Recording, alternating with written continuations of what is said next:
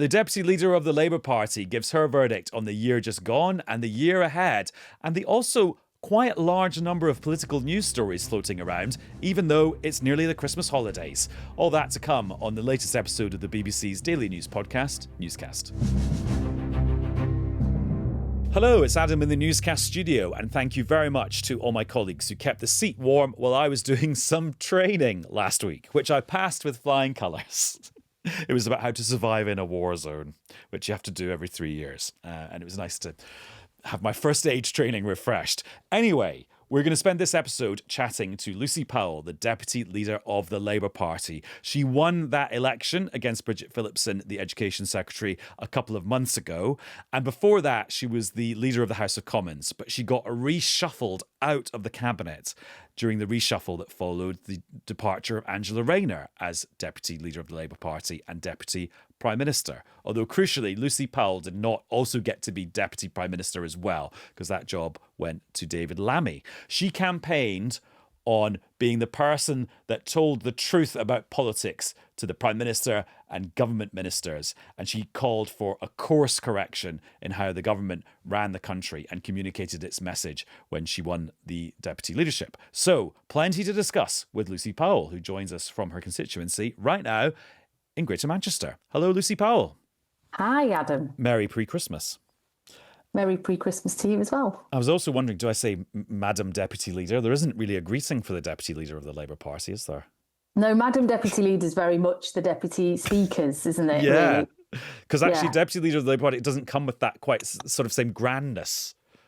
No, not on its own, depending. In opposition it does, because, and then in government, if you're not DPM as well, it's sort of, I'm shaping this job as I go. Well, I was going to say, how have you found your groove yet in it?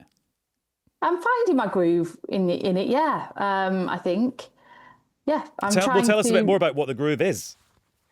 So I'm writing the job description as I'm going, because I'm doing it differently. Normally, the deputy leader would also be the deputy prime minister. I'm not, because that position had already been appointed, but also because I really strongly felt, and actually it was one of the things that resonated so much with members as well who voted for me, that what we really needed right now was someone that could reconnect us with our politics, with the party, but also the politics of the country and bring the politics into the conversation of government. And I've been able to do that as deputy leader. In a political way, and so that's been quite good. And it's very admirable that you're saying you're still working it out, because people don't like hearing people coming in, swooping in, thinking they know it all. This is like a much more modest way of doing it, isn't it? Well, absolutely. And we're in really, really, really febrile and fractured and difficult sort of political times where politics is just moving incredibly fast. People's expectations are really high. People's desire for urgency about wanting to see change and things happen, people wanting to see politicians who recognise that and are on their side, and government is very slow. So we kind of need to bridge that a bit better. So it is a job I'm doing differently I'm doing it essentially from the back benches, but I'm not here to, as I said all the way through my campaign, I'm not here to sort of throw bricks at the government from afar. I'm here to help to make this government more successful, because we really need it to be. The whole country needs it to be. The Labour Party, we really need it to be. And, I want to help it to succeed. So I'm not kind of sitting at the sidelines throwing bricks and being grumpy. I'm trying to get stuck in and help to improve things. Except I would just wonder if lots of newscasters listening to what you just said about what went wrong or what hasn't gone so well sounds like sort of implied criticisms of the Prime Minister, because it's things like remembering who you're in office for, making sure everyone sticks to a plan, making sure people don't get distracted by the day-to-day. That all sounds to me like stuff that the actual leader of the Labour Party should be doing rather than the deputy. Well, no, I mean, he does do that, but he's also running the country. And, and what comes with that is a lot of work and effort running the country and trying to sort out big global problems that we need him to focus on and sort out as well. So, as the Prime Minister and as the Prime Minister in these very difficult global and world times as well, he's spinning many plates at once. So I think that there is a real virtue to having, your deputy who's able to kind of move and shape the sort of the politics, keep in touch with your party and your PLP, and I'm doing that with him and in service of him. I'm not doing that to to criticize him or because he's not done it well enough. It's just that he has got lots and lots of other plates to spin whilst he's running the country, and we kind of need him to do that as well. And as I say, I think we're just in, I think, political times that none of us can really ever remember before. I mean, normally prime ministers are given a bit of time to get on to do some of those things and are given credit for them in due course. Well, that's not the world we're in now. Everybody wants everything right away, immediately, tomorrow, and yeah, that's a lot of pressure. You said after you won the contest to be deputy leader that you wanted a course correction in government. That was the phrase you used. Has the course been corrected? I think we've seen real progress. If you look at the budget, for example, and obviously there's people that want to criticise that budget, but we've seen really strong Labour policies, Labour values coming through in that budget. It was no question that was a Labour budget, and I think people really wanted to sort of see the Labour bit of the government more strongly coming through. Big action on tackling poverty, big action on the NHS and the cost of living, whilst those with the broadest shoulders, changes to the sort of tax system, gambling levy, mansion tax, whatever you want to call it, coming into effect there. That was a clear Labour budget, and credit to Rachel that she's been able to bring in those sort of progressive policies at the same time as keeping the markets happy. So I think we've seen some real progress on that in the last few weeks. Although you say the broadest shoulders, I mean, you're also freezing the income tax thresholds at the bottom of the income scale. So somebody on a very low income who gets a pay rise next year could be brought into paying income tax for the first time. Whereas if you'd uprated that threshold, people with narrower shoulders wouldn't have been affected. Sure. And I mean, obviously, we've had to address the sort of headroom issue, if you like. I know that's not so that we can keep mortgages low and that we can kind of keep the economy sort of stable, which in the end help, and prices, which help to keep people's sort of cost of living lower. And that was a trade-off in that regard. But that's why we've got to go sort of further and faster on the cost of living, why we're taking action on low pay.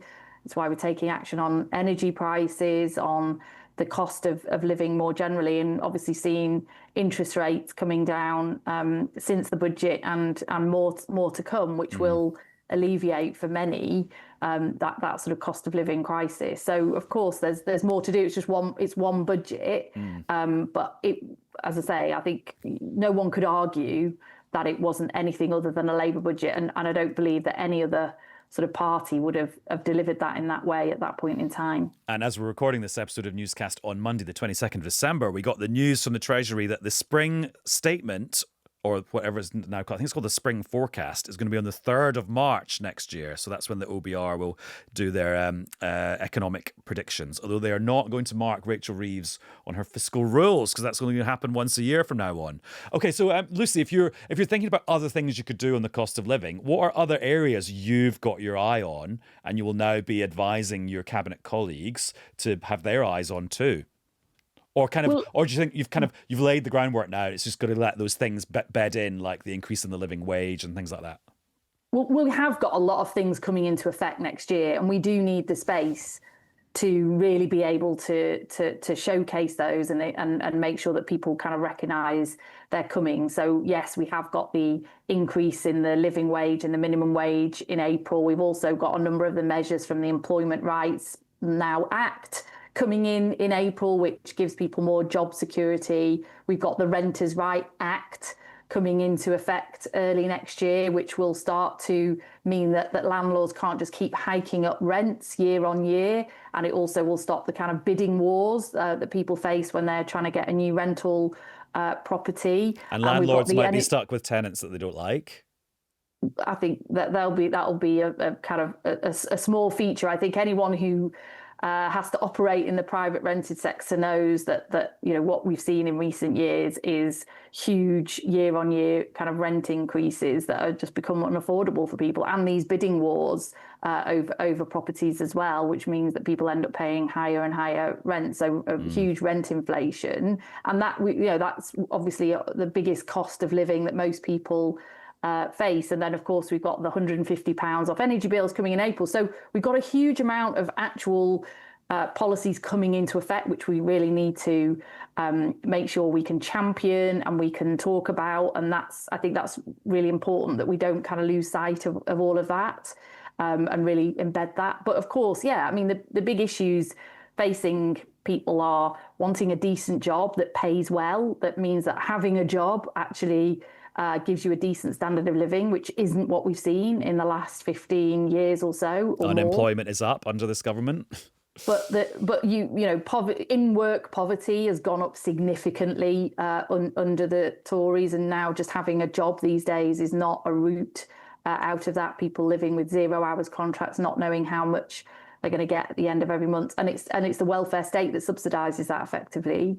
Action on housing costs and affordability there, which is why we've got the big social housing programme. So again, these are things that we should be really accelerating and selling. And then the everyday sort of cost of living, whether that's energy, food and other things, and obviously childcare and free universal free school meals, etc., extending those. So there's a lot we're doing, and we need to showcase that. And of course, there's more still to do to really address those issues for people. Wes Streeting, the Health Secretary, was interviewed in The Observer this weekend, and he went for a big long walk with Rachel Sylvester. And some of what he's being said is interpreted as him sounding positive about the UK joining the EU's customs union. Where do you stand on joining the customs union, or a customs union with the EU? Well, I mean, I'm not quite sure that's what Wes was saying, but what I do know is like me, Wes is very clear that we need to stick to our manifesto.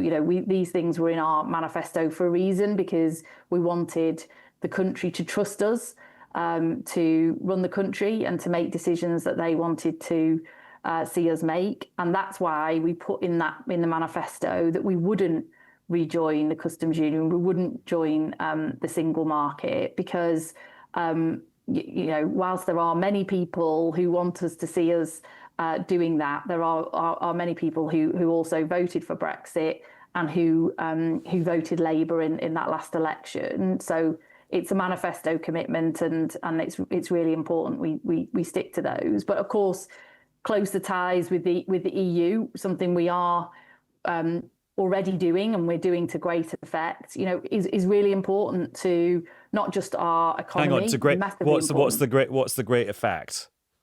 Well, I think we've seen that coming through now with the reset, with the new trading arrangements. Well, there hasn't been an effect yet, has there? Because actually, the only thing that's been agreed is rejoining the Erasmus student exchange scheme. The rest of it hasn't actually been agreed yet.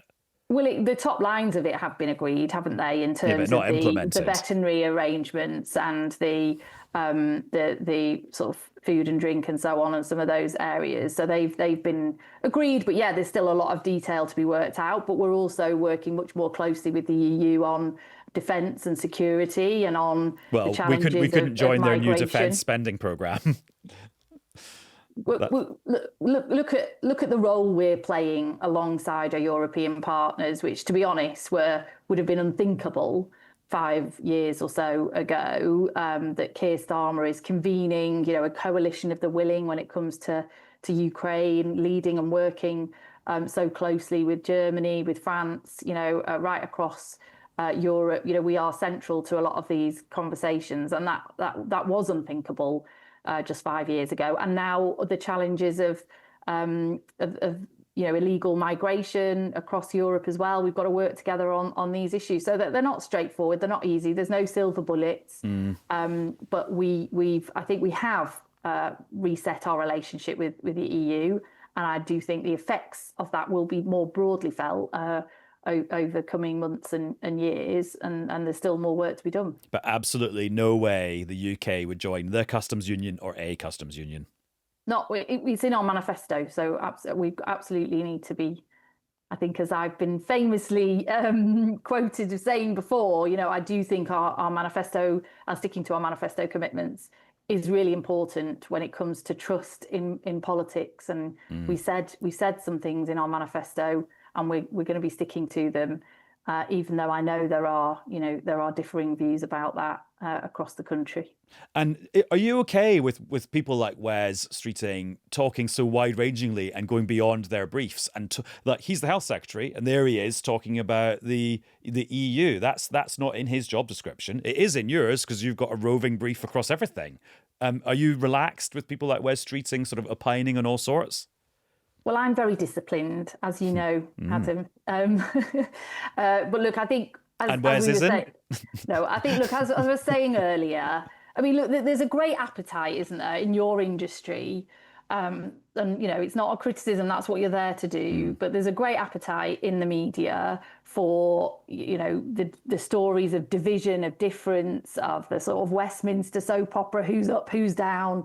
And that's we shouldn't be feeding that, because that's not our business. Our business is changing the country, changing people's lives, and being able to communicate to people that that's what we're doing and how we're doing that, so that we can regain that trust in politics, and that we can prove the model that mainstream politics can actually deliver the kind of change that people are crying out for, because otherwise they'll go elsewhere, and we're starting to see that, and the stakes are really high. So I do think it's really important for us as politicians to stay very focused and, yes, sort of disciplined in some regards in our message and what we're trying to communicate, so that we can really get that across to people. Because there's been a lack of discipline. Well, no, I think it's just because there is a media obsession, which I do understand, and I'm not criticising anyone, but there is an obsession with slight differences, with splits, with division, and so on, and and I think that is. But doesn't that exist because really, like, Starmer is not being strong enough and clamping down on it, and the alternative is like everyone going off in all sorts of different directions and lots of gossip about him being replaced. You don't gossip about someone being replaced when they're doing a great job, do you? Well, no, I'd like some of the gossip to stop gossiping to some degree, because we need to get on with the job of what we're doing, and that's what we were elected to do. And these are really hard times. I do understand that. People also want some authenticity as well. They don't want us all just coming across as kind of robots and just all spouting the same few things. But I think, I'm sure, I know that Wes agrees with me, as does every other member of the cabinet, that one of the things that we all want to do is to tell our story much more strongly about whose side we're on, what our purpose is, and what our values are about, and what they're actually delivering for people. And to do that, we all have to kind of charge forward doing that together. Because otherwise we'll never, ever get that story across. We've talked before about some of the great deputy leaders of the Labour Party in the past. I'm just thinking about John Prescott sitting there being like the marriage guidance counsellor between Blair and Brown. Can you imagine a role like that for you? Like, sort of, if we ever get to a stage where it's big beast versus big beast? Well, I think one of the things I always pride myself on is that I get on with people right across politics. I'm quite a straightforward person. I'm not a particularly sort of factional person. So I'm interested in getting things done and making sure that we are successful. And we've been given this chance. We've been given a huge, huge chance here as the Labour Party to run the country and to deliver this change that everyone is crying out for, and we've got to seize it, and we've got to seize back that moment. Was, I think you and I have talked about before, we have ceded too much ground. We've given the political megaphone over to Nigel Farage in this last year particularly, and it's a collective endeavour to seize that political megaphone back, and we've absolutely got to do that, and do that much more sort of strongly and effectively. And if that means I'm happy to sort of make friends with all sorts of people in order to get that done and build alliances. And I'm also happy to build relationships for us to do that, because politics is a team sport. It is not an individual sport. And our individual political fortunes will rest or fall on the basis of this Labour government succeeding. And we've all got an interest in that. And it's, I think the idea that somehow this government not succeeding will then sort of help one or two other individuals, I just think is nonsense, really. And we've all got to work towards that. Can you imagine ever cooperating with Nigel Farage? And I don't mean like a coalition with Nigel with reform or anything like that, but just like if you had an issue in common and you thought maybe he was right on something, you would collaborate with him. I've just never seen him be right about anything. So that would be a bit of a stretch. But I think politics is the better when people, when you do have things in common, that you can work sort of cross-party to do that. But I can't think of a single thing that Nigel Farage has said that I've agreed with. But there are other people in politics that I wouldn't necessarily say that about. But I think there is a big divide now growing, isn't there, in terms of our sort of politics. There are there's the sort of progressive side force of politics, if you like, and there's the sort of populist kind of right side of politics. And I think that divide will only become clearer and starker over the next kind of year or two. And I think it's just really important that the Labour Party is the kind of vehicle that leads the sort of progressive alliance. And that's, I think that's what Keir was talking about in his conference speech. And that is the challenge for us all. First thing, I suppose some people will think, there's a bit of a danger for Lucy Powell here, because as soon as you say Nigel Farage has never been right about anything, you're basically sort of insinuating that the people who like Nigel Farage, of which there are a lot, are also in the wrong too. No, I don't think that. And I know loads of people who are either thinking about voting reform or have voted reform, and for all sorts of reasons. Will any of them be around your Christmas dinner table? Not round my Christmas dinner table, no. But I have got people in my broader family. Perhaps at a carol service, and colleagues. And I totally sort of recognise, when a lot of that is sort of working class families and voters up in the north where I am now, and I totally kind of recognise those thoughts and those instincts and where that's coming from. And for a lot of people, that's certainly not coming from a bad place. It is coming from a place of, as I said earlier, really wanting to see change and not feeling that the country works in the interests of ordinary people. But Nigel Farage has painted a picture that says the reason why the country's not working for you,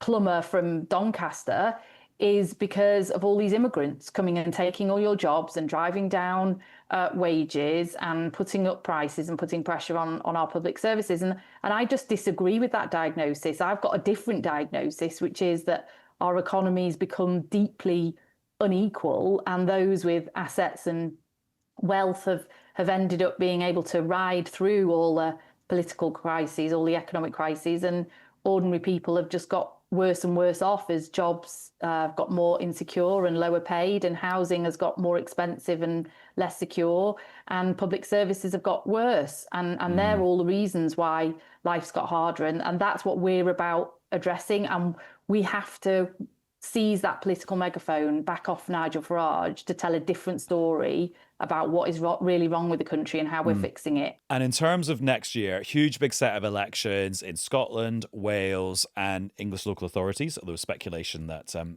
of them won't go ahead in England. We'll see in the middle of next month when they have to decide. Do you look at those set of elections and feel a little bit scared? No, I look at those elections and see a big job of work to do and how important they are, each in their own right, really. Yes, we've got some big elections next year in Scotland, as you say.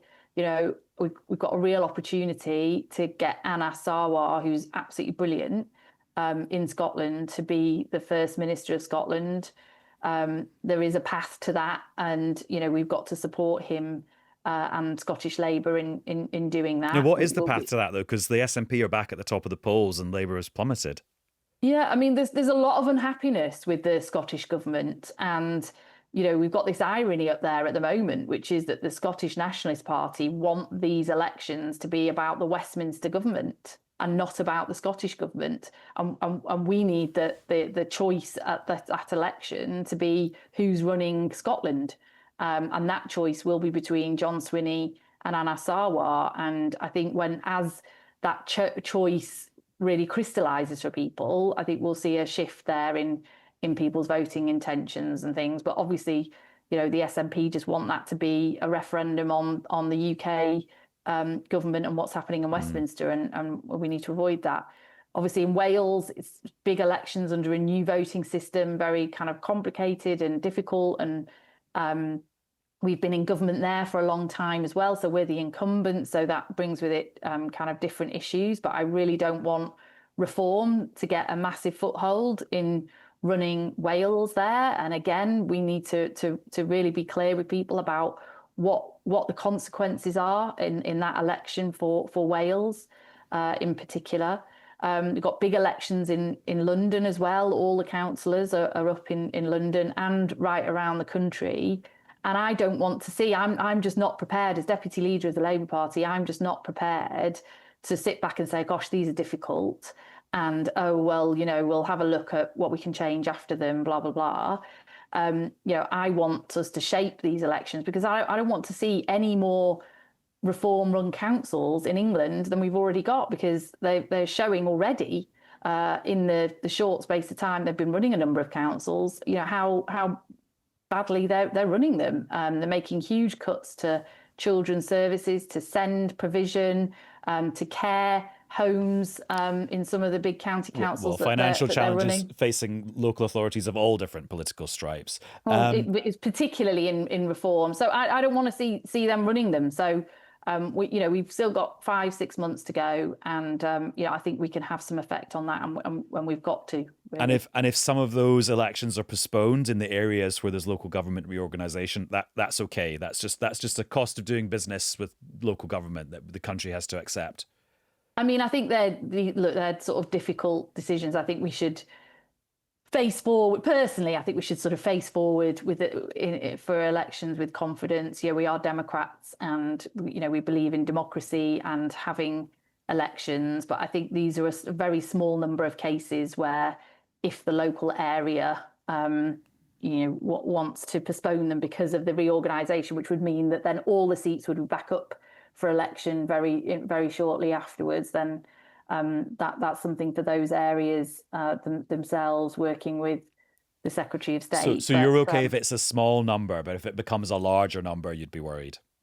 Yeah, I don't think it will. I don't think that's the idea. I think the vast majority, and there are a huge number of elections happening in May, and the vast majority of those are happening as far as I understand it. But it won't be a surprise for you to know that I'm pro-elections, pro-democracy, and we've got to win the arguments and win the battle of ideas and win on our record, and we've got to do that.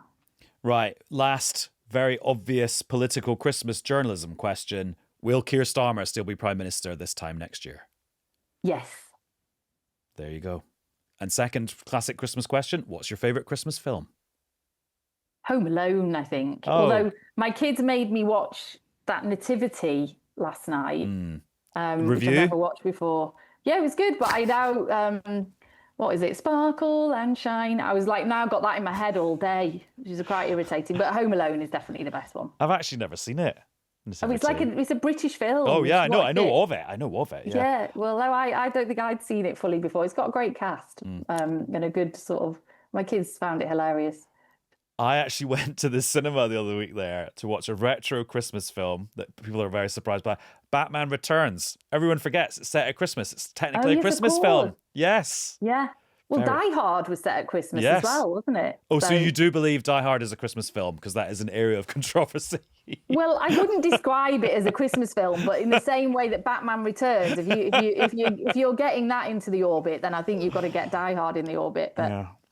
Home Alone's still the best one, though, isn't it? Powell and Fleming Film Club has a very wide definition of Christmas film. Lucy, good to catch up with you. Merry Christmas and speak to you in the new year. Lovely to speak to you, Adam. Thanks so much.